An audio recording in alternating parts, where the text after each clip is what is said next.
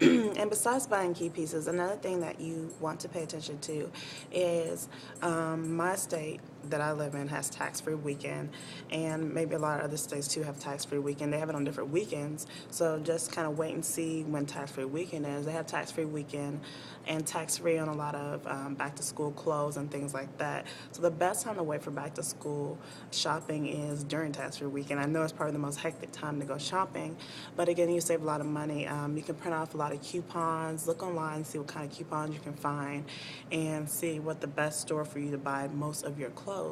You know, if you're going in and out of a lot of stores, you're going to end up spending a lot more money if you were to focus buying all your clothes in one store, because you can print off the most coupons for that one store instead of hopping in and out of a lot of stores. So before going out shopping, I would assess, figuring out what store you're going to buy most of your clothes from, and then from there it can be pretty spontaneous from there. But again, like I said, the best time to wait is for tax-free weekend, and right before tax-free weekend when they start marking down a lot of clothes when school's actually about to start. So that's probably the best time to go. And they have the newest fashions out as well if you were to wait a little bit, right on when school is actually about to start. So that's one thing to do when going back to school shopping, is probably to wait for tax-free weekend when these things are actually marked down. And next area that I want to talk about is actually buying things for your dorm and for your apartment and things like that. If you're living off campus in your own apartment and you're looking for maybe furniture or things like that to buy, I would suggest, asking, and I'm not, going to say, because I live at home. My university is close to where I live, so I don't actually live in the dorm, or I don't live off campus. But I would suggest not going out buying new furniture. If you can, look for local furniture stores that sell maybe used furniture and things like that. Look in as and Classville, so places where you can find furniture. I'm not saying you buy everything new, because it's kind of disgusting, but you can find used furniture and sofas that are for good prices. And also, you don't always have to get the newest thing. That's really what I'm trying to stress here, that everything you buy for college does not have to be the newest thing. You can get pretty good looking, not cheap, but good looking quality used furniture. So that's one thing that I that's one thing that I suggest for you when back to school shopping.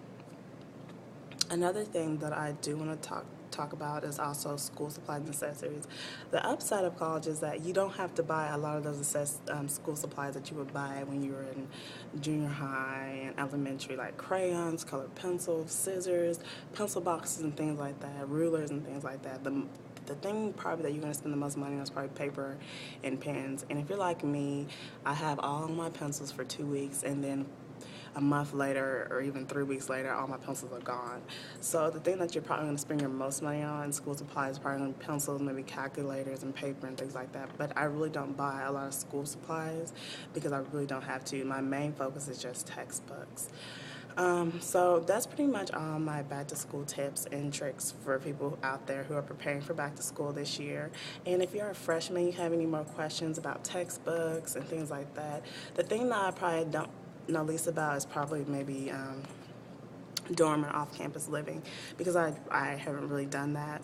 But like I said, the best thing I can offer you for off-campus living is not to always buy the newest thing when it comes to furniture and things like that that you may need. It's best to shop around and see where you can find the greatest deals.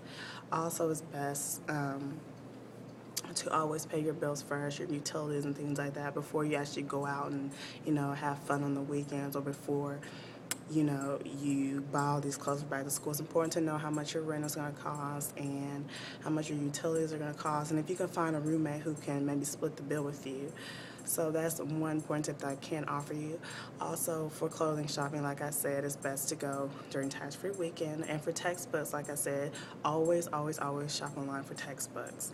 Those are pretty much my tips and tricks. If you have any other questions or anything else that you want to add to this video, leave in the comment box below. And if you want to see more videos like this, definitely let me know, because again, I do enjoy doing these videos as well. And like I said, if you have any more questions about the textbooks, I can really offer you great advice on that. Because like I said, I've already spent only $9 on the 2 most important textbooks that I need, and others I really, really don't have to have. So I've already saved like maybe hundreds of dollars on textbooks. So like I said, thanks for watching, and I hope to talk to you guys soon.